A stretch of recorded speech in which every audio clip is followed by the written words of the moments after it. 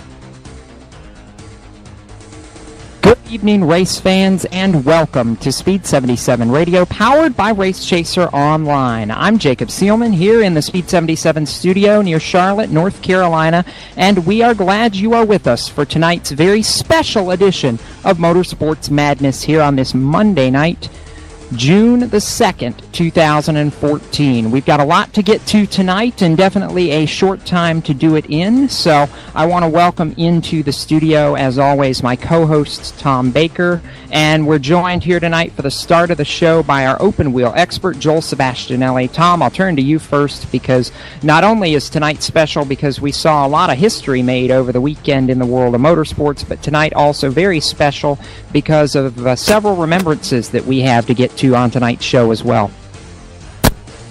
Yeah, this is going to be a one of those shows, Jacob, that it's going to be a special show to do. It's going to be a memorable show to do. It's a show, the type of show that you always kind of dread doing. You never want to say goodbye. You never want to do tributes. You always want to be just doing happy stuff and talking about the news of the day. But this is going to be a very special show for all of us, and I know I'm looking forward to getting things started. I am too, and we're going to start in the open wheel world tonight. Change the schedule up here just a little bit. Want to welcome in our open wheel expert, Joel Sebastianelli, to the program. We'll talk IndyCar and F1 before we get into the world of NASCAR this evening. Joel, first off, welcome back to the program. And if there was anything that was even remotely eventful in the IndyCar world this weekend, it had to do with one team and two drivers, Team Penske and Will Power and Helio Castroneves. Absolutely. A Penske 1-2 with Helio taking the victory on the second day. Will Power winning on the first day with still a top five for Helio Castroneves. Helio ties Rick Mears on the all-time wins list. A huge weekend for Team Penske, and now not only was it 1-2 on the track on Sunday, but 1-2 in points. Will Power leading the championship over Helio Castroneves by just 19 points. Everything really heated up in that inter-team battle over the weekend in Detroit, and that's sure to continue at a track where Helio has always been phenomenal, Texas, this coming weekend. 4 wins at Texas. Helio's coming off a win at Detroit. I like those odds. I like them a whole lot. But while another driver who we liked the odds of coming into Detroit was Ryan Hunter-Reay. And I know, unfortunately for the Andretti Autosport camp, as good as Indianapolis was to that team, Detroit was as bad, if not worse, for that 28 DHL team. Ryan Hunter-Reay just basically couldn't get out of his own way. Well, I suppose the good news is there's nothing else that really go wrong from that weekend, and going forward, there's really no place to go but up. A 16th on Saturday and 19th on Sunday, smacked the wall in both qualifying sessions and started at the back of the field. You're exactly right. You couldn't put it much better than that. He couldn't get out of his own way. It wasn't even run-ins with other drivers.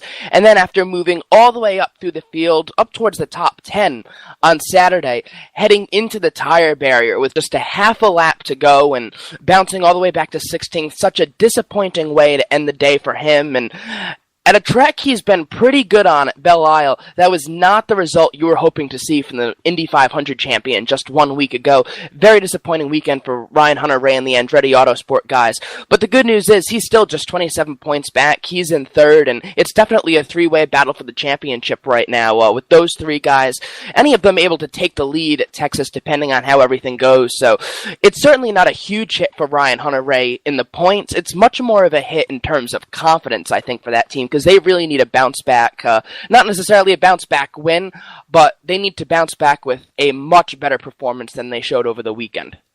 They absolutely do, and I'll say this, the double points for the Triple Crown races, that really is what's kept Ryan Hunter-Reay in this championship fight right now. Otherwise, he'd be more than a race out of the lead, Joel. Those 100 points definitely paying dividends for the Indy 500 champion, but as we go to Texas now, obviously we know Helio Castroneves is the favorite going in with 4 wins at Texas. Everybody else doesn't even have 2. But for Castroneves, last year we saw him dominate the race, lead 132 of 228 laps, if memory serves me correctly. A little bit of a new wrinkle in this year's race, though. It's 50 kilometers longer than last year's event. How does that change up the strategy, if it does at all? It'll change it up a little bit. IndyCar modified a lot of races to make sure that there were no races that were really coming down to fuel. Now, of course, you can't really control that. But at Texas last year, we saw a little bit of fuel runs at the very end, and it wasn't the most exciting race in either 2012 or 2013. So I think it's just going to make things more exciting. It's going to be a little bit more of an endurance race as well. It's a very difficult track to drive.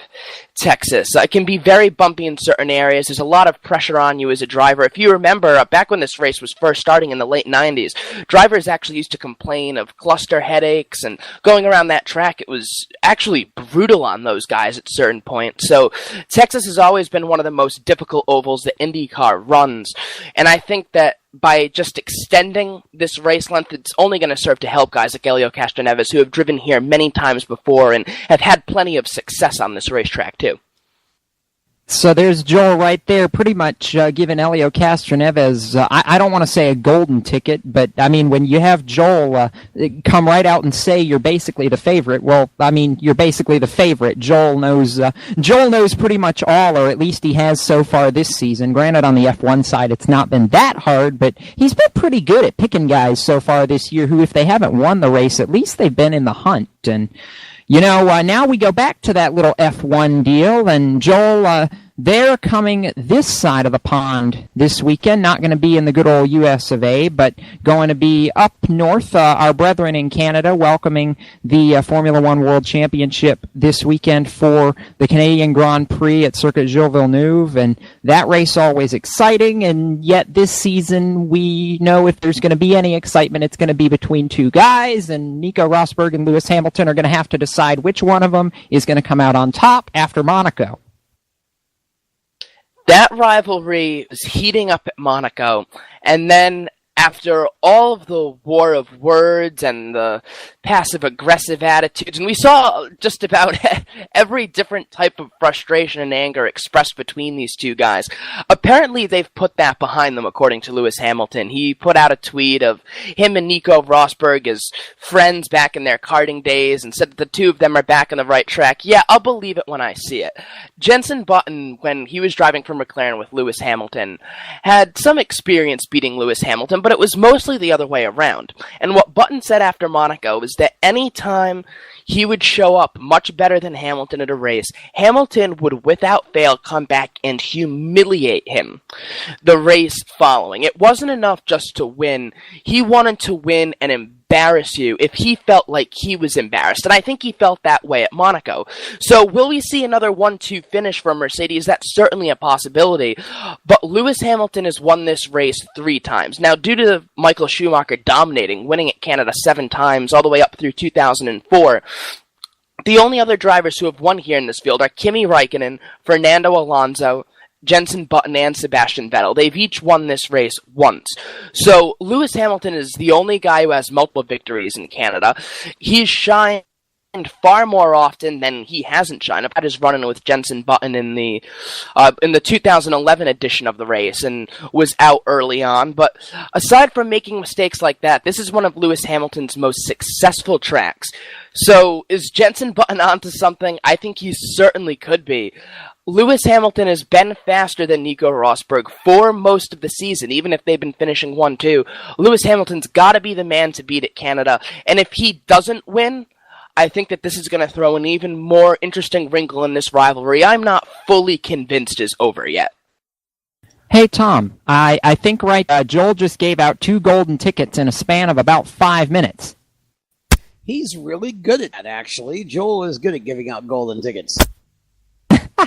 That he is. I want to turn to you for a second because you were all amped about this whole Lewis Hamilton-Nico Rosberg rivalry just a couple weeks ago at Monaco. And boy, you know, if there's any better place to do it than Canada, because that circuit, we've seen the NASCAR Nationwide Series run there a few times in the past. That circuit is absolutely beautiful, but it's a tight circuit too. Not always easy to pass. And, you know, we saw some frustration in Monaco. I think we could continue to see some frustration as we get to Canada this weekend. Well, I would agree with that. You know, it's that F1 runs a lot of those circuits that are where passing is at a premium or basically virtually impossible. And you know, you're right. What you said before, it's basically a 2-car race all year long this year, unless something really happens out of the ordinary. Nico Rosberg and Lewis Hamilton are going to be fighting for every win in every race for the rest of the season. So this isn't about, you know, it's basically about which one is going to win on which week, and it's about the rivalry more than anything else. You know, it's again, qualifying is going to be important. I think if you can start on the pole and you know, and get an advantage early, it's going to be very, very tough to be passed, or as they like to say in that type of racing, overtaken. So, you know, I mean, look, you can flip a coin right now. Either one of them could be the winner, but I would say Lewis Hamilton would have the edge, and I certainly think he's going to be out for bear after what happened in Monaco. All right, Joel, I know this weekend, of course, we've got Canada and we've got Texas. And I know your heart is slightly partial to the road courses of the world, but we know you love Indy, and Texas is an interesting animal all its own. Or do we have a little bit of partiality for the Texas race this weekend? I've always been a huge fan of IndyCar at Texas, so I'd certainly say that, especially considering so much is, I hate to say wrapped up before things even get opened with practice, but Mercedes has had such a stranglehold that I certainly think that there's a lot more question marks heading into IndyCar than there will be in Formula One. But I would actually rebuff the point about Canada being tough to pass on. Sure, it's tough to pass because any circuit is in Formula One, but when you just take a look through some of the box scores of recent Canada races, sure, Sebastian Vettel won from the pole. That's going to happen in racing. You're on pole for a reason. But Fernando Alonso went from 6th up to 2nd. You had Mark Webber moving up a spot into the top 5. Paul di Resta driving from 17th to 7th. Felipe Massa coming from 16th to 8th. Now, some of that stuff is towards the back of the field, but Canada's a track where it definitely gives you a fair share of passing opportunities if you're patient and you know where to pass. It's not like Monaco where you're almost waiting for the driver in front of you to make a big mistake to get a pass. The DRS zone is much bigger here at Canada. That's easy going down toward the Wall of Champions. There's definitely some great points to pass at Canada, and this is one of the more exciting races on the F1 calendar. So we run the race for a reason. We'll see what happens. A little bit of mechanical trouble, or perhaps another run-in with teammates like Lewis Hamilton had with Jenson Button, the aforementioned incident when the two of them were at McLaren in Canada a few years ago. Maybe that'll happen. Like I said, we run the races for a reason, but I certainly wouldn't discount the Canadian Grand Prix as being just another boring F1 event, because not only do I think all F1 races are exciting, but I think this happens to be one of the better tracks they visit. Okay, I rest my case. Statboy stands down, at least this time. Joel, as always, appreciate you coming on the show, and I know where your eyes will be glued this weekend, so we'll look forward to hearing from you next week. Great to be on, as always. Whatever type of racing you may be watching this weekend, be sure to enjoy it. We are going to take our first caution flag here tonight on the Madness, but stay tuned, race fans. Coming up, we talk NASCAR's weekend in Dover, and we pay tribute to former NASCAR car owner Ray DeWitt. All of that coming up next on Motorsports Madness. You are listening to Speed 77 Radio, powered by Race Chaser Online. Stay with us. We'll be back right after this. Packers, Vikings, Red State, Blue State. We come from different places. Uptown, Downtown. We come to different conclusions. half empty, Half full. But no matter how different we are, we're all connected, and we can all make a difference. That's why United Way brings people, expertise, and resources together to improve the education, income, and health of our communities, the building blocks for a better life. When we live united, our efforts, magnified by others, add up to real change. Children succeed in school, families gain financial stability, the health of our neighbors improves, and suddenly, so do our communities. But real change won't happen without you. Live united. So let's look beyond our differences. Live united. One by one, let's make a difference. Let's reach out a hand to one and influence the condition of all. Live united. Give, advocate, volunteer. Live United. Sign up today at liveunited.org. Brought to you by United Way and the Ad Council. For 17 years, Stock Car Steel has been a leading materials supplier to the racing industry. We're proud they're a motorsports content partner here at Race Chaser Online. The biggest names in NASCAR trust Stock Car Steel for raw materials such as carbon steel, chrome moly, DOM, aluminum, plastics, and much more. You can't build a race car without the basic materials, and Stock Car Steel is the place to get them. Don't forget to also visit Stock Car Steel's sister company, SRI Supplies, for racing and industry. SRI is the place to go for all your shop supply needs. Nuts, bolts, rivets, tapes, adhesives, cutting tools, chemicals, body shop supplies, paint shop supplies, lubricants, and more. A well-stocked race shop is a winning race shop, and the path to winning begins with 3 letters, SRI. For more information, visit stockcarsteel.com or SRI-supplies.com. Check them both out on Facebook or call them toll-free at 1-888-752-7272, 1-888-752-7272. I'm Jacob Seelman. And I'm Tom Baker, You're listening to Speed 77 Radio. powered by Race Chaser Online. We are your home for motorsports. Welcome back to Motorsports Madness here on Speed 77 Radio, powered by Race Chaser Online. I'm Jacob Seelman alongside my co-host Tom Baker. We should have Kyle Souza joining us here in studio in just a little bit. Tom, here we go. A couple of NASCAR stories to talk about, and actually we should be able to wrap this up in about 2 bullet points because it was a typical NASCAR weekend for 2 reasons. Kyle Busch and Jimmy Johnson. Take it away. Well, where would you like to start? I mean, Kyle Busch owns the Truck Series and Jimmy Johnson owns Dover, so you can pick one or the other of the stories and pretty much put the same body into the opening and conclusion. Just depends whether you want to talk domination of trucks or domination of a racetrack. Yeah, pretty much. I mean, Kyle's undefeated in that truck so far in 2014. He's been slightly impressive after after going the full season without winning a race in 2012. He comes back, dominates in 2013, comes to 2014. He's not lost when he's been in the field yet. I mean, there's only so much you can say about that. Kyle is doing what he does best in the Truck Series and really got back to it in the Nationwide Series on Saturday as well. He had to work to get to the front of the field, but once he got there at about lap 80, he really never gave it up. But, you know, Chase Elliott and pole sitter Joey Logano, who was going for 5 straight wins at Dover, you know, they put up a fight for as long as they could, but when Kyle gets good, Kyle just gets good. Well, and Kyle actually came very close to pulling off the triple. You know, it's unfortunate what happened on Sunday with Kyle because I wonder if he would have had a shot at taking down Jimmy Johnson in that race. But yeah, certainly the truck race and you know the Nationwide series. I mean, anytime Kyle Busch is in anything, it seems like he's up front or you know or leading or running away. But you know, it really. that whole weekend at Dover was about Kyle Busch in the end trying to do something only he had done before. And, he almost pulled it off. He drove 2 good races and then was running well in the Cup race and unfortunately just got taken out. And that kind of stuff happens. And it happened quite a lot on Friday in the truck race, surprisingly enough. That was just, that truck race was a wild affair, to be sure. Yeah, it really was. It was a wild affair everywhere except for the lead, I suppose, wasn't it?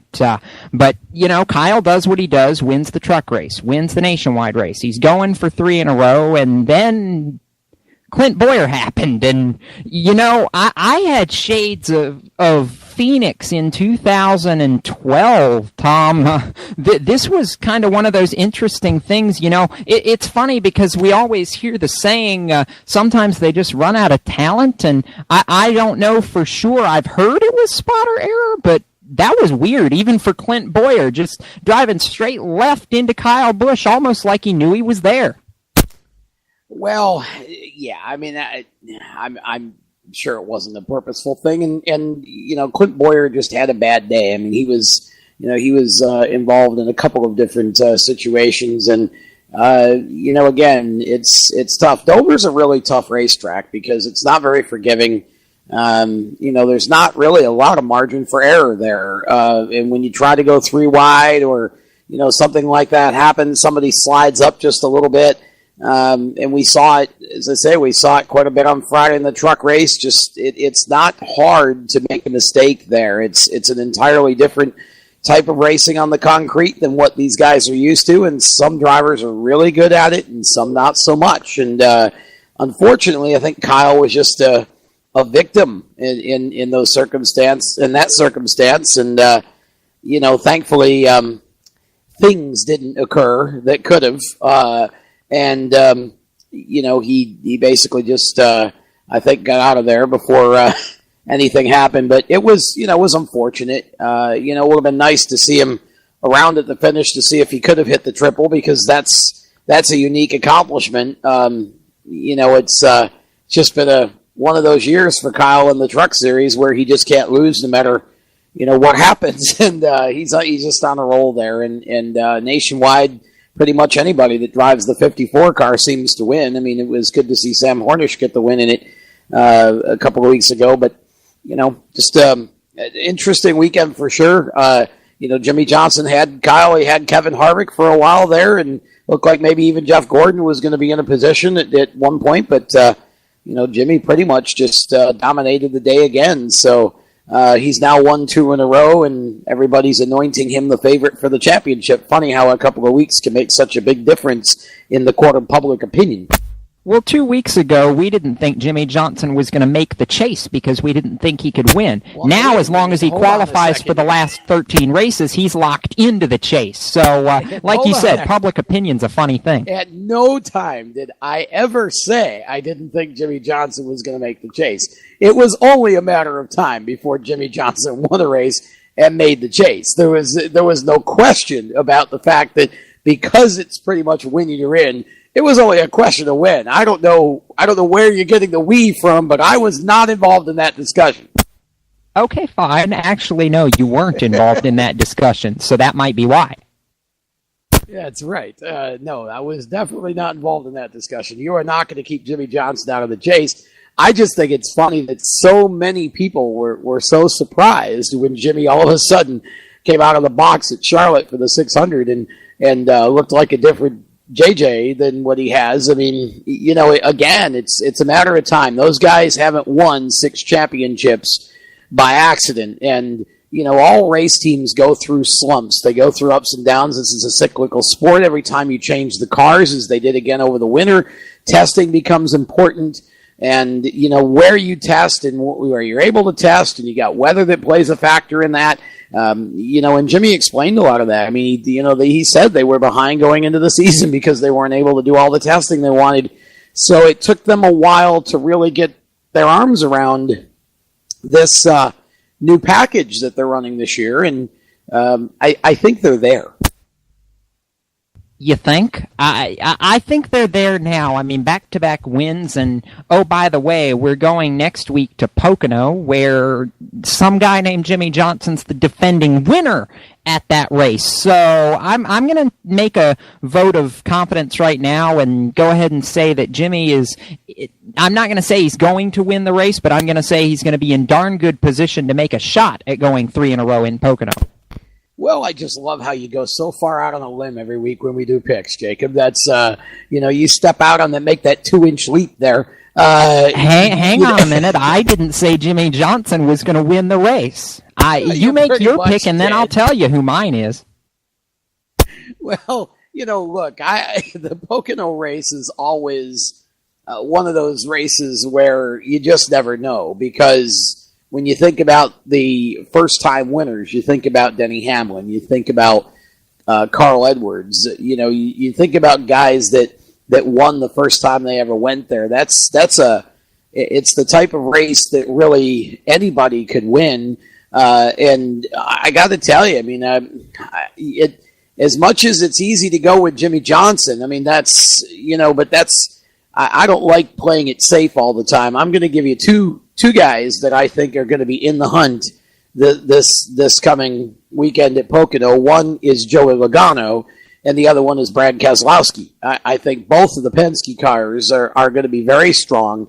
And I'd also watch out for Kevin Harvick, and the reason that I say that is because they're getting to a point where they are becoming consistently fast everywhere they go now, and that team has easily been the most impressive team out of the SHR stable this year, although it was awfully nice to see the boss get up and mix it up in the top 5 a little bit this past weekend, too. If Tony gets his program straightened out, he's just as liable to go on a roll as anybody else in the pit area. Well, I mean, we are just now getting to the summer, and we know Tony gets hot when it gets to summertime. He likes the tracks hot, greasy, and slick. Well, that's a good point. I mean, he's just, and I think, too, a lot of it, he was out for quite a while, and, you've got so much new going on over there. But Tony might be in the hunt this coming week. Pocono is always just a race where it's really hard to pick a winner. It's not always the most entertaining race on the circuit, but certainly it's a race where when you try to handicap the field, it's a bit more difficult, not like, say, Dover, where pretty much you can stop at the 48 and figure if he doesn't break, he's probably going to win.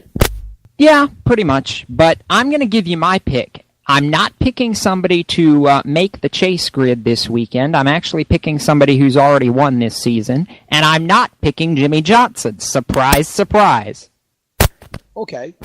Now, there you go. That's what you got right there. Okay, so here's my pick. He is a former winner at Pocono, and in fact, he is the all-time winner at Pocono.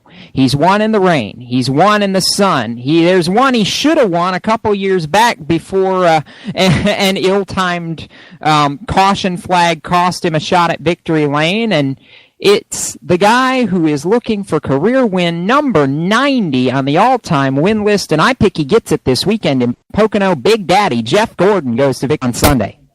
Well, I don't think you'd find too many people that would be too disappointed with that. Jeff really is another, again, the Hendrick cars in general, I think, right now are sexy picks pretty much, and I think you can throw Junior in that mix as well. And Casey Kane, of course. But love to see Jeff get a win. He's really having quietly a fairly decent season this year compared to what he's had in the past. And of course, the back spasms definitely seemed to be a bit of a temporary setback, but he didn't show too much of that once he got into the races. So I just hope that he can keep himself healthy and in the car, and if he can do that again, that team puts that car up front almost everywhere they go. So wouldn't surprise me to see Jeff in victory lane. And I've said it all year long, this has been the most competitive year and the most exciting year of NASCAR Sprint Cup Series racing I've seen in a long, long time. NASCAR has really made some nice changes over the winter, and those changes are paying off all the way around. The qualifying's been interesting. The racing definitely has been as good as I've seen it, and with the new points format, you're seeing a lot more people race a lot harder. It's definitely been a banner season so far for the NASCAR set, and I hope that continues this weekend, and hopefully Mother Nature will be kind. That's right. Hopefully they will be. So with that, we are going to take a caution flag here on Motorsports Madness. And when we come back, we pay tribute to a man who meant a lot in my life and a lot to the NASCAR community. We honor former NASCAR Winston Cup and Busch Gray National Series car owner and my grandfather, Ray DeWitt, right here on Motorsports Madness. That's next. You are listening to Speed77 Radio and Race Chaser Online. Stay with us. The odds of a young girl being discovered by an industry insider while singing to herself pumping gas? 1 in 300 million. The odds of the daughter of a clergyman from Severn, Maryland spending 11 weeks at number 1 on the U.S. singles charts? 1 in 19 million. The odds of going on to win 6 Grammy Awards? 1 in 1.4 million. The odds of selling over 40 million records? 1 in 800,000. The odds of this musician and performer having a child diagnosed with autism? 1 in 110. I'm Toni Braxton, and I encourage you to learn the signs of autism at autismspeaks.org. Early diagnosis can make a lifetime of difference. Autism Speaks. It's time to listen. Brought to you by Autism Speaks and the Ad Council. For every turn, a twist. For every start, an untimely finish. For every win, someone who loses it. For every number, a nation. For every celebration, a brawl. For every split second, years of work. For every heaven, a hell. For every good old boy, a good old girl. For every curse, a prayer. For every ounce of order, a jug of chaos. For every twist, there's a turn. I'm Jacob Seelman. And I'm Tom Baker. You're listening to Speed 77 Radio, Powered by Race Chaser Online. We are your home for motorsports. Welcome back to Motorsports Madness. I'm Jacob Seelman. We move into the next segment of our program tonight and pause now to reflect and prepare to offer tribute on the life and the legacy of a man who changed NASCAR not necessarily by his accomplishments, but by the way he went about what he did in his short time in the sport. Ray DeWitt, former car owner with DK Ulrich and Radius Motorsports in the mid-1990s, passed away Thursday evening. Ray was my grandfather. He was a good man, and he did so much for so many. And tonight, here on Motorsports Madness, as we look back on Ray's accomplishments, his legacy, and who he was, we offer tribute to a man who was described as intense, but with a heart of gold underneath that exterior. Race fans, for those of you who did not know the man, sit back and allow us to tell his story. The story of a car owner who was always the little engine that could.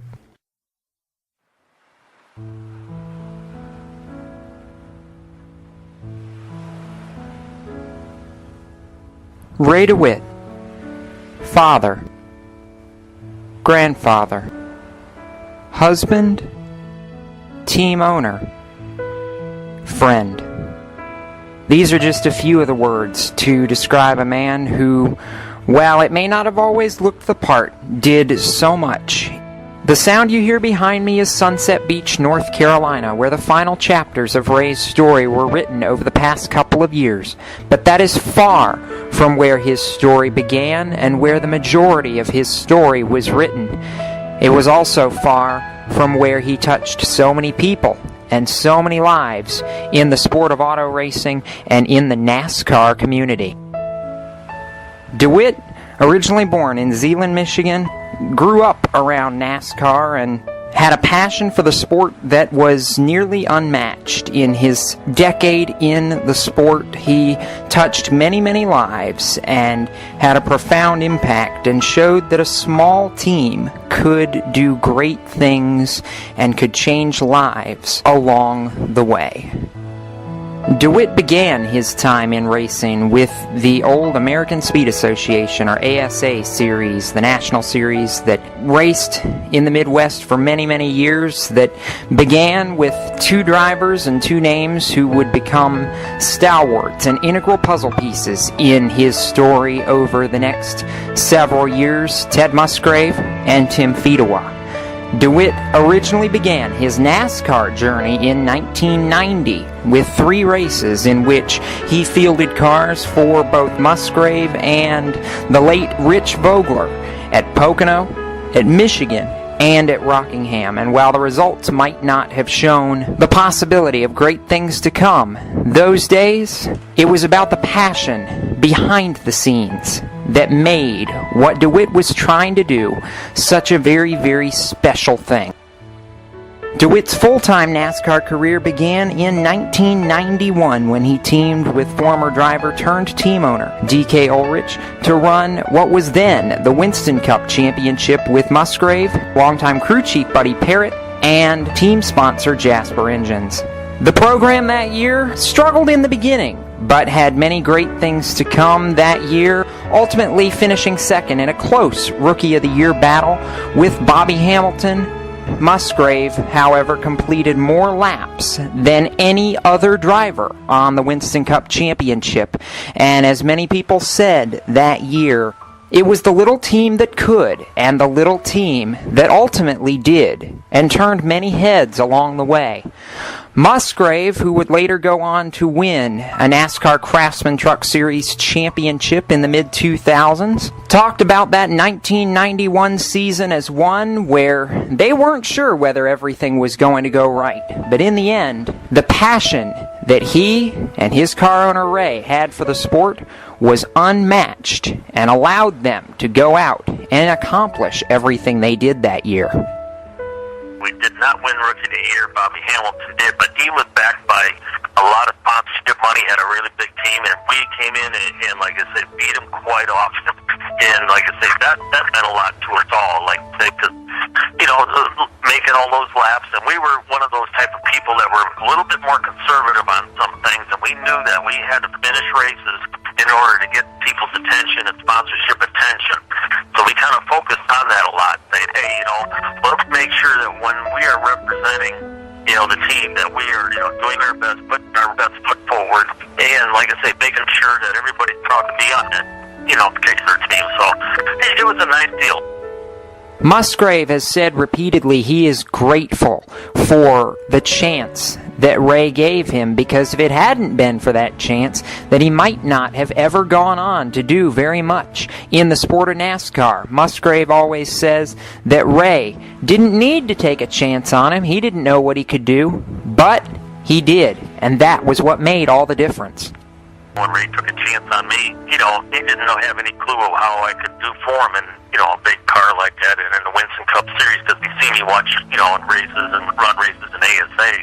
But when I did get the call to drive his car, I think the very first race was at Michigan, which is in his backyard at that time. I thought, man, this is a great opportunity for myself, to give myself some exposure and also for Ray to get going. That was his first adventure into NASCAR. That first-time venture into NASCAR continued in 1993 when Ray joined the NASCAR Busch Grand National Series, what's now the NASCAR Nationwide Series, with driver Tim Fedewa. Fedewa's first season would end much like Musgrave's did in 1991. He would also finish runner-up for Rookie of the Year honors and would race 5 years beyond that 1993 season for Ray in the number 55 machine, finishing 7th in points in both 1995 and 1998, and finishing in the top 10 in points a total of 4 times. While Fedewa's lasting mark was in the NASCAR Busch Series, his career began much like Ted Musgrave's. First in the ARTCO Challenge Series, moving to the ASA Series with Ray, and then eventually starting the Busch Series team in 1993. And Tim says very often it was a tale of 2 racers who were looking for somewhere to go and one car owner who decided, maybe a little bit crazily, to give them both a chance. Ray took a chance on a 21-year-old kid that, he'd seen race a few times, and, I knew Ray a little bit, but wasn't real close with him, and we just got talking, and one thing led to another, and I was sitting at home one day, I think it was on a Tuesday, and I got a phone call from Ray, and he said, "Hey, what are you doing?" I said, "Well, not much, Ray." He said, "Get your helmet back. We're going to Grundy, Illinois, Grundy County." And I'm like, "Really?" So we got in his van, and me and my dad went up there, and we raced that night in the ARTCO show. I don't even know if I made the show or not. Don't matter, but that started our relationship. And then from then on, we raced the full season of ARTCO the next year. I think we won short track national championship at Rockford. I had won Rookie of the Year.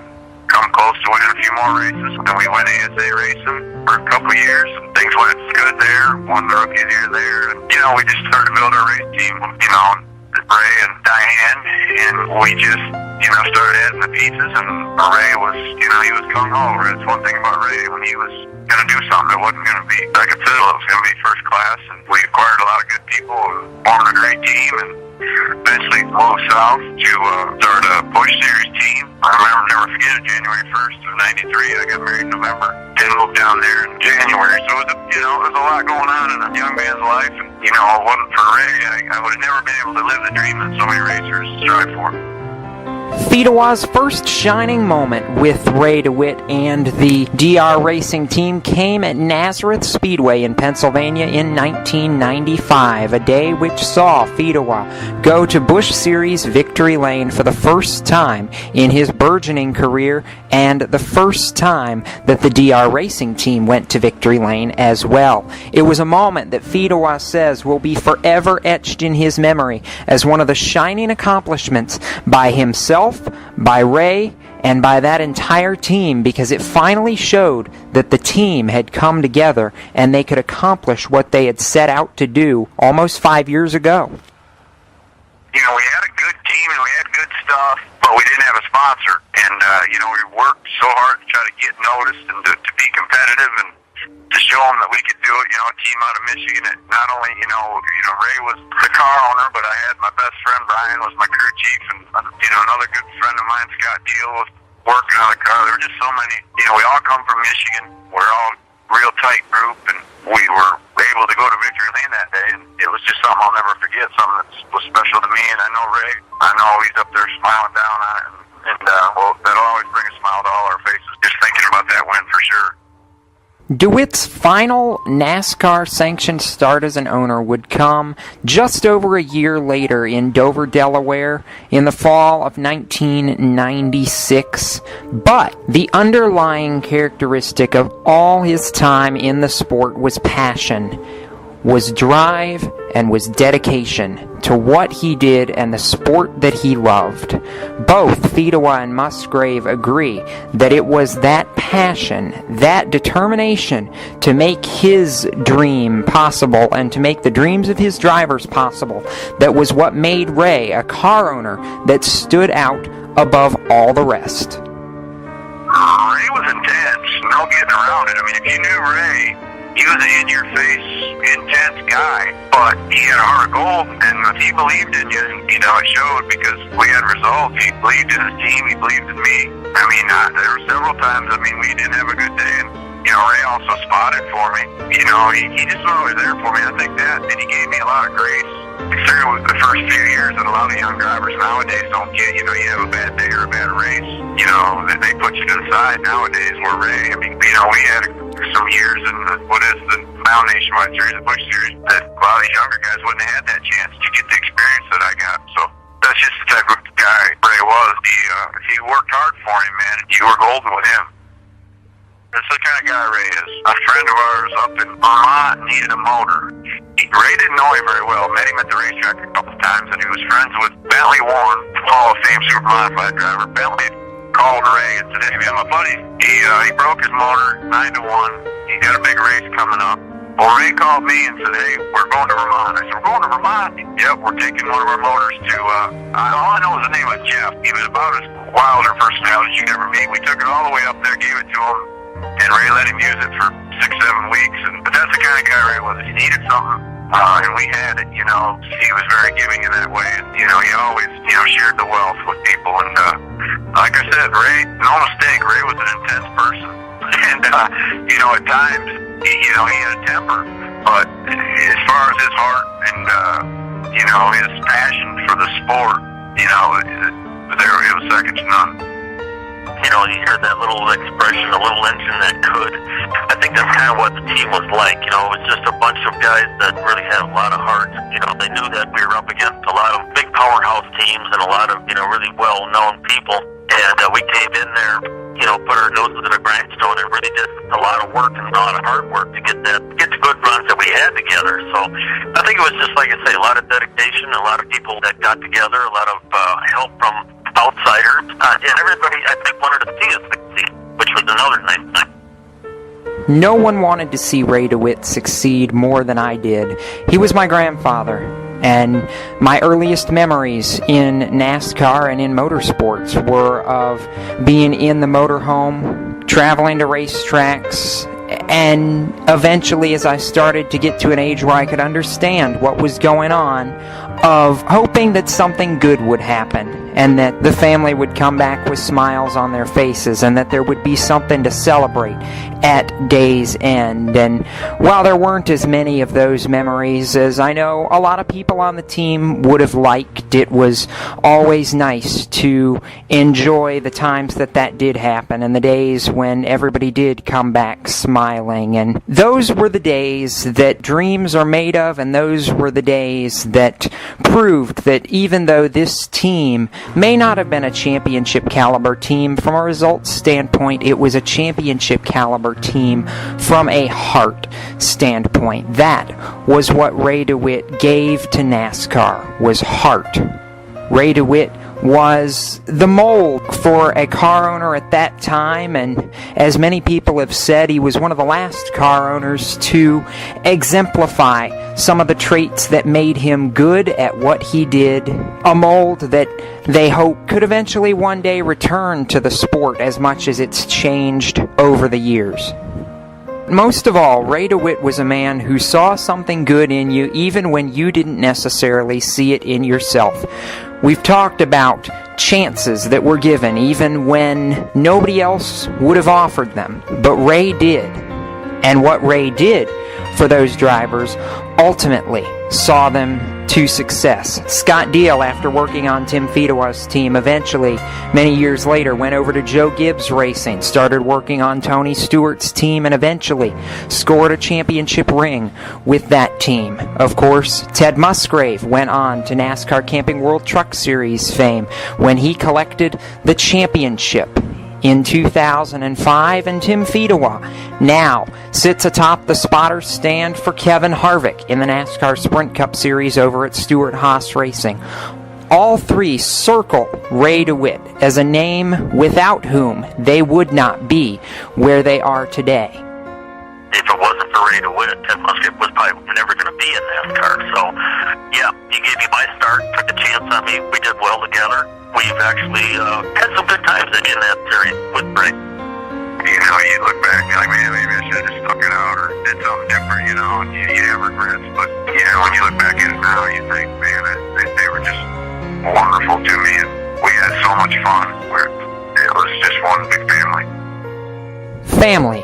That is exactly what racing was to Ray DeWitt, and that is exactly how he treated his drivers, his team members, and those of us who were lucky to call him family, as I was, and as my grandmother, my dad, all of us, we stand here together and say thank you to him for doing his part in service to the sport that he loved so much, and for making the world a little bit better place in a way that was just so unequivocally Ray that you just knew when he had something to say or he had something to do, he was going to say it or he was going to do it, and there wasn't going to be anything stopping him. And now, as we look back on what all he has accomplished, we say thank you. His drivers say thank you, and the NASCAR community says thank you.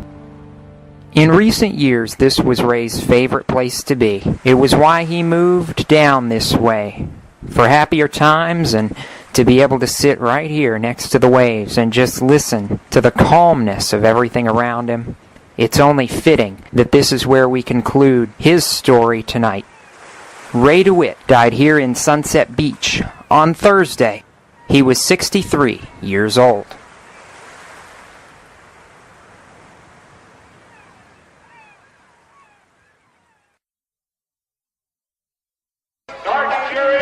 Hi, this is Jamie McMurray here for RAD, the entertainment industry's voice for road safety. Want to make a difference? It's simple. Be responsible. Plan ahead. Designate before you celebrate. Friends don't let friends drive drunk.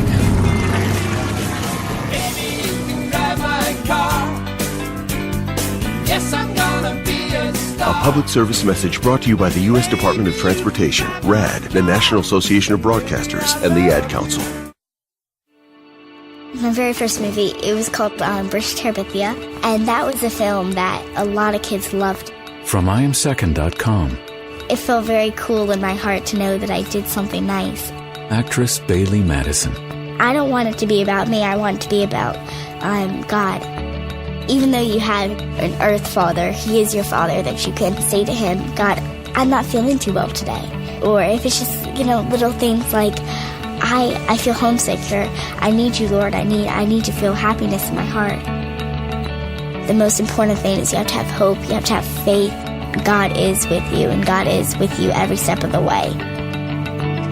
If you give yourself to God and you say, I'm ready to commit myself to you, you will know that God is watching you. He looks down and he goes, I'm very, very happy with what you just did. My name is Bailey Madison, and I am second. For 17 years, Stock Car Steel has been a leading material supplier to the racing industry. We're proud they're a motorsports content partner here at Race Chaser Online. The biggest names in NASCAR trust Stock Car Steel for raw materials such as carbon steel, chrome moly, DOM, aluminum, plastics, and much more. You can't build a race car without the basic materials, and Stock Car Steel is the place to get them. Don't forget to also visit Stock Car Steel's sister company, SRI Supplies, for racing and industry. SRI is the place to go for all your shop supply needs. Nuts, bolts, rivets, tapes, adhesives, cutting tools, chemicals, body shop supplies, paint shop supplies, lubricants, and more. A well-stocked race shop is a winning race shop, and the path to winning begins with 3 letters, SRI. For more information, visit stockcarsteel.com or SRI-supplies.com. Check them both out on Facebook or call them toll-free at 1-888-752-7272, 1-888-752-7272. I'm Jacob Seelman. And I'm Tom Baker. You're listening to Speed77 Radio, powered by Race Chaser Online.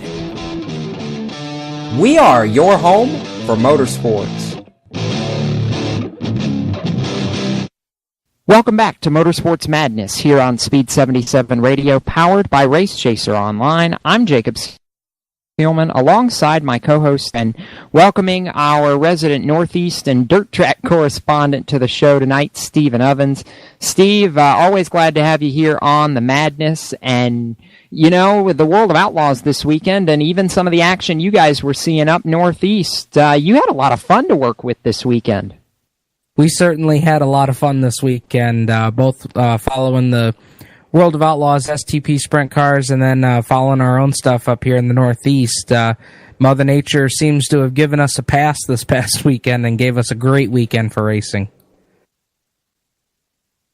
So let's talk a little bit about the weekend for racing, because I know you and your partners in crime there from Turn 5 were doing a little bit of traveling this weekend, and Mother Nature hated us down here in the South, but from what I hear up north, it was decent for you guys. Yeah, it wasn't bad at all. I made my way out to the Yates County Speedway for their, which it was crazy. It was Friday, May 30th, and it was only the second show of the year that they've been able to get in, albeit due to rain and the flooding that we had in Yates County, and they're also on an every other week type of schedule for the early part of the summer here. Of course, that schedule being what the new promoter who took over 5 weeks before the season started, that was the schedule that was laid out prior to him taking over ownership. So he's kind of following along with that. So good racing out there on Friday night out at the Yates County Speedway. One guy I wanted to talk about real quick is a guy who is known as a gentleman here in the pit areas of the Finger Lakes. I'm not sure if you'd be familiar with Franny Hilton, Tom, or not, but Fran Hilton won his second race in a row. Of course, they've only had 2 shows, so he's still unbeaten in 2014 for the Crate Late Model division up here. I was gonna say, I thought they'd only run twice. That's pretty doggone cool right there. Yep, for sure. And those guys are preparing for a huge show tomorrow night out there at the Yates County Speedway. The Race of Champions Dirt Modified Tour, going to be drawing modified names from all over the Northeast here. We've already had talks of Rick Laubach attending. Of course, you're going to see your regulars, Friesen, Shepard, Derek Podsiadlo, who's a Yates County resident, is going to have his modified out there. So going to be a real big show out there, and I'm hoping the weather cooperates again with us, because it's going to be great to see those grandstands filled again. But Jacob, let's move over to the World of Outlaws STP Sprint Cars, and a big announcement just before the madness tonight. World of Outlaws are going to be heading back to primetime TV on the CBS Sports Network. This just came out this afternoon, that they're going to be on CBS Sports Network from 9 p.m. to 11 p.m. every Wednesday in June. They will be. This is going to be the first time that the series has aired in prime time on a weeknight since 2006. The coverage is going to include the Texas Outlaw Nationals at Devil's Bowl Speedway, the Gettysburg Clash at Lincoln Speedway, and the Spring Nationals at Williams Grove Speedway. So that's really, really good news for our sprint car fans. Hello, CBS Sports Network. Glad to have you back with the Outlaws. That is fantastic news. They did a great job last fall with their coverage of the World Finals. That was a fantastic production, and, you know, that's just great news for the sport, because sprint car racing is definitely not necessarily a mainstream attraction in the world of motorsports right now, even amongst all this technology. So fantastic to hear that the World of Outlaws are going to be able to come back to primetime, or to primetime coverage for the first time, back to television. And you know, we were talking about the Outlaws. How about let's talk about this weekend's shows, because we've got a new points leader in the form of good old 5-time Donnie Schatz back on top after he picked up his 152nd win over the weekend at I-96. Steven, Statboy strikes again. Yes, he sure does. And I got to tell you, that was a fantastic race that Schatz won. He was able to get the win, but he only won by half a car. So again, it's one of those races where if you just look at the box score, it's not going to tell the story of the race. Brad Sweet and Cody Dara, for that matter, had great cars. Joey Saldana also ran in the top 5 along with Sammy Swindell. It was really, really a good night there. And, of course, Schatz comes away with the win. And like I said, you know, just looking at the box score is not going to tell the whole story of that one. As it rarely does. And, how about the race at Attica the previous night as well, Steve? A name that, we've been accustomed to seeing in Outlaws Victory Lane in recent years. But Dale Blaney going to Victory Lane once again with the Outlaws. He was on a little bit of a winless drought, so really great to see him back in the winner's circle as well. I mean, that's one of the veterans of this sport. It is, and I've actually had people, Dale Blaney, one of the great sprint car competitors, and oh, by the way, he's also one of the tallest guys on the tour. I mean, it's kind of makes you scratch your head a little bit to how he is able to fit inside that race car. But he had a great run the other night. Jacobs, he got the lead from Jacobs, who had led the first 29 laps of the race there, and was able to get by him for the win. I mean, he was also the fast qualifier of the night. And I was just actually, before we went on the Madness tonight, was doing an interview with an Outlaw driver, and they say you've got to have a great qualifying run and a good run in your heat to get yourself into the dash, because once you do that, your night for the rest of the night is made so much easier. So Blaney was able to get the quick time award and really set his night off well. Got a 4th place finish in his heat race, and then moving over to the dash, finished 5th. So that gave him a great starting spot, and ended up getting around Dean Jacobs for the win there.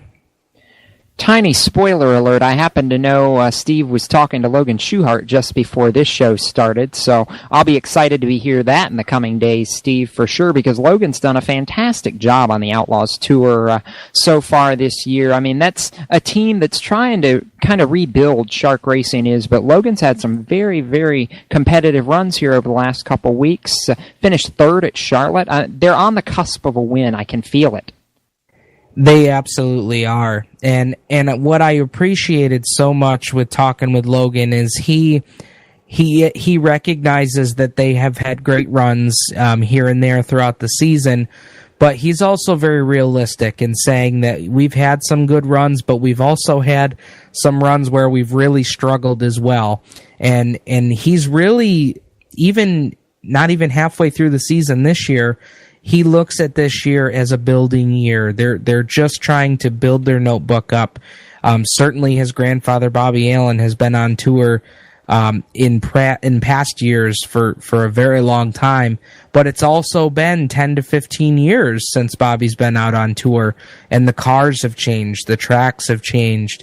I know he was a little disappointed with their runs when they came back home to Pennsylvania, but he went down to Charlotte after that and got the 3rd, and right now they're just looking to try and carry the momentum of those good runs, and like he was telling us, the importance again is to go out there and get yourself a good qualifying run. It just he also said that the World of Outlaws was the most fair system that he sees out there as far as qualifying and getting yourself through into a good starting spot in the feature. So it's really that's what they're trying to build on right now, and he was a very candid interview, great guy to talk, and they're looking ahead to Kokomo on Wednesday. That they are, Steve. And Tom, I want to turn to you and complain for a minute. I know, imagine that. I'm actually complaining about something. But as good as the Outlaws were this weekend, I was supposed to be at a couple of sprint car shows too, and unfortunately Mother Nature didn't smile on us. All 3 of our USCS Speed Week shows, Thursday, Friday, Saturday at Talladega, Magnolia, and Riverside in West Memphis, rained out. I was a very wet hen, so to speak, and I was not particularly happy because I really wanted to see some good racing, and we had a good field of cars shaping up that was going to be down there. Ken Schrader was down there running a modified. Just really disappointing that after 3 days of fantastic weather, we had 3 days of such junky weather. Why are you complaining to me? I didn't cause it. I know you didn't cause it. I said I was complaining. I didn't specify to who. Well, I understand that you may have had another infamous driver sighting at one of the tracks too. I guess you can mention that if you want or not, but certainly it was. Yeah, it's always unfortunate when it gets rained out. Fortunately, we got our managed to get our series go-kart race in that I called on Saturday over at Sevierville, Tennessee, in the Rocky Top Summer Series. Managed to get it in. It was an extremely long day, but we got it in, and rainouts are never fun, and especially when you get them in a group like that. But sometimes the weather just kind of hangs around. In your circumstance, I think it was just a combination of all that heat and humidity, and just popped up a bunch of storms every day, and just took you out. But hopefully you won't have too many more of those types of non-racing weekends, because it's no fun to travel like that and get wet 2 or 3 days in a row. No, it certainly was not. And believe it or not, the track called us on Friday afternoon and basically said at that point that all the rain through Mississippi and Arkansas, Tennessee area, it was completely flooded over at Riverside International Speedway. They call it Riverside because it's down by the river and it holds a lot of water. So yes. the parking lot was flooded, and we didn't even make it all the way down there before that one was done. We're looking to reschedule whatever we can. Always fun shows at Riverside. They'll be great up there, and that's a fun racetrack for our drivers to drive on too. So looking forward to hopefully getting that show rescheduled so we can crown a Speed Week champion. Derek Hagar currently leads the points because he's been perfect through the 3 shows that we had completed to date. But Tom, your little go-kart race, it was fun, but I heard it was a full moon just a bit too. Yeah, it was, and it's always fun to go back to my roots where I started announcing in go-karts and things like mic rods and quarter midgets, and really still enjoy that and enjoy that type of racing, and really appreciated Jed Emert and the group from the Rocky Top Summer Series asking me to come and be a part of their inaugural race event at a track they call the Dump.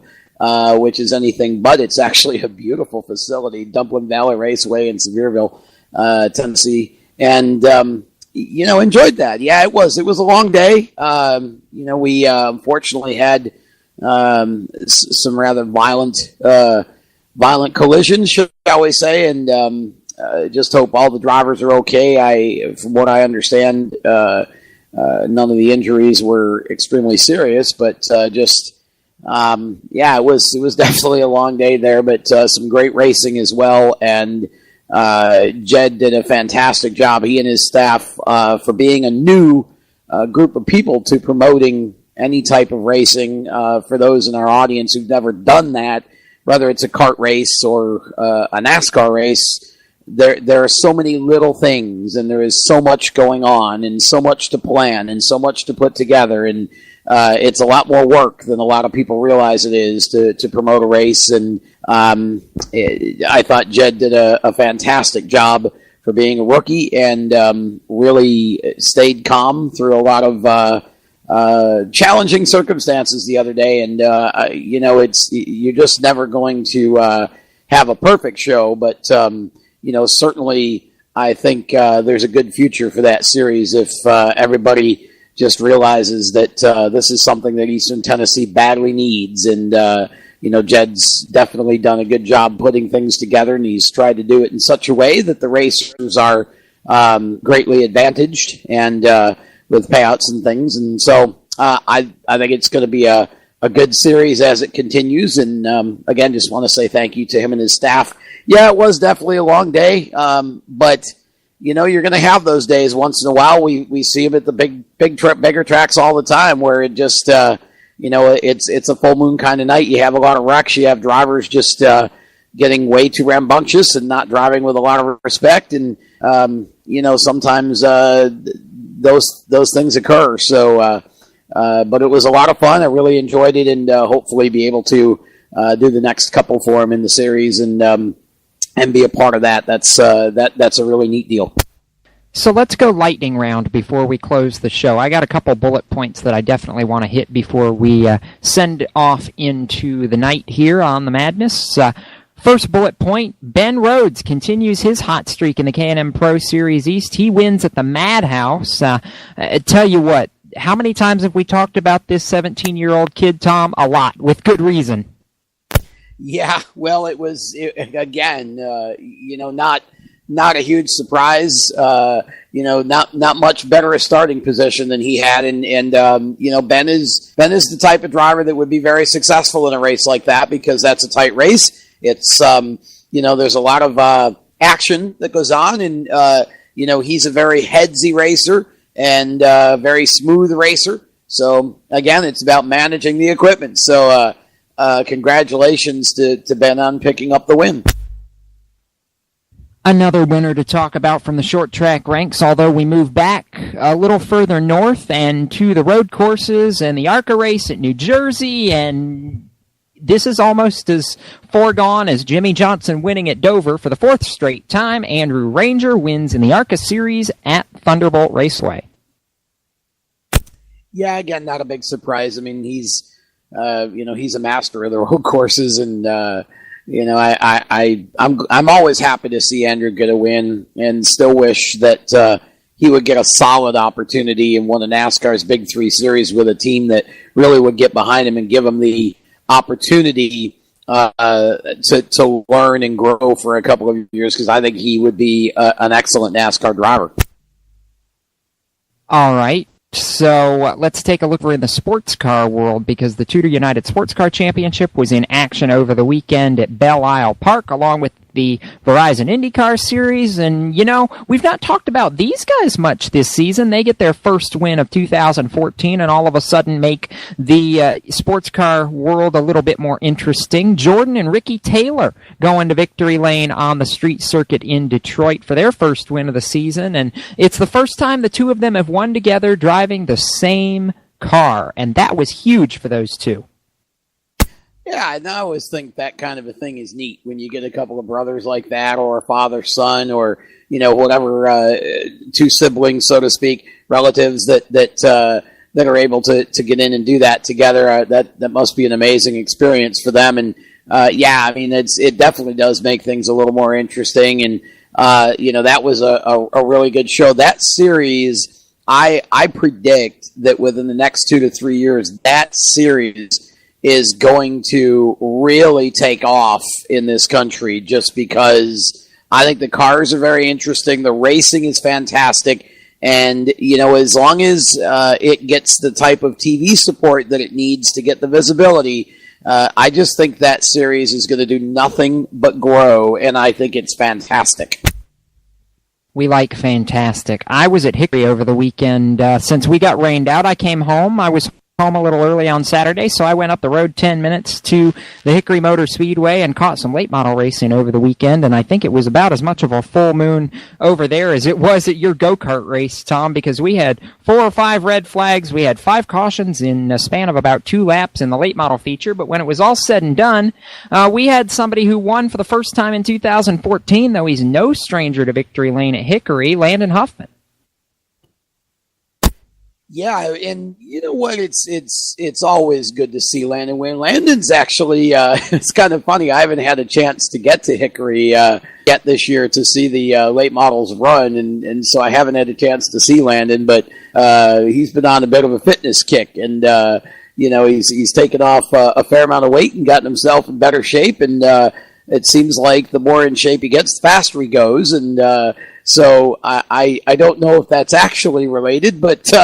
It's been kind of funny to hear some of the stories, but Landon definitely is he's a great kid and a good racer. He does not have the budget that a lot of the teams he's racing against has, but he has an excellent team around him, and they know how to set up a car, particularly at Hickory, and Landon is really good there. And he's also the type of kid who generally does not make mistakes on the racetrack. He's a very clean racer. He's fun to race with. He'll race you very hard, but he races you clean. And, I'm happy to see that success for him. And final point of the night here in the lightning round, we go to Englishtown, New Jersey for the NHRA Toyota Summer Nationals, which were over the weekend, and we saw a first-time winner in Top Fuel, though the team is no stranger to victory lane. Richie Crampton, driving Morgan Lucas's Top Fuel dragster in 2014, takes his maiden NHRA victory and joined with the Wallies by Cruz Pedregon. Jeg Coughlin, who is looking for a 6th Pro Stock championship. He's definitely on the road to possibly grabbing the big Wally at the end of the season so far. And Andrew Hines, break stock bike class, to go back to victory lane. The Harleys are back, and Andrew Hines, the 3-time champion, on the move, Tom. This is a class where you've got 3 veterans and a rookie, and they were very welcoming to the rookie over the weekend. Yeah, and that's a neat class too. It's great to see all that going on, and you know what? I think I've been sitting here for the last 10 or 15 minutes. Just I had made some notes before the show tonight, and just sitting here looking at some of the upcoming races on the short track side, and we don't have a lot of time to get into it here, but we will as we get into the future shows here. But there's so much to look forward to, and so many drivers. We mentioned a couple just in this lightning round that have broken free and finally picked up a win or done something remarkable. This has just been a really fun season so far for us here at Race Chaser and Speed77 Radio, and so many things that we've had a chance to cover, and unique storylines, and I know Steve as well, with a lot of stuff going on up there. We're getting into the heart of the summer season now, and of course we've got Summer Shootout coming up down here, Jacob, and that always provides us with plenty of good stuff to talk about, and really a chance for some of the future stars of these big divisions that we talk about on the show here every week to shine and to get some notoriety as well. That's right, and that's where we will be 1 week from tonight, as a matter of fact, for the opening round of the 2014 Legends NX Summer Shootout. We'll have updated program information for next week's edition of Motorsports Madness come out on RaceChaserOnline.com later this week. There will not be an edition of the Stock Car Steel SRI Motorsports show on Thursday night, of course, due to the fact that I'll be traveling home for the funeral arrangements to Michigan with the rest of my family as we lay my granddad Ray to rest. So we will be back on the air next week, and as you always can, keep up with the latest programming notes on Speed77 Radio and on the web at RaceChaserOnline.com. So for Tom Baker, Joel Sebastianelli, Kyle Souza, Stephen Ovens, and the entirety of our staff, I'm Jacob Seelman, reminding all you race fans to keep it off the wall. Until we meet again, we'll see you at the racetrack, folks, and once again, thank you, Ray DeWitt, for your service to this sport. Good night, everybody.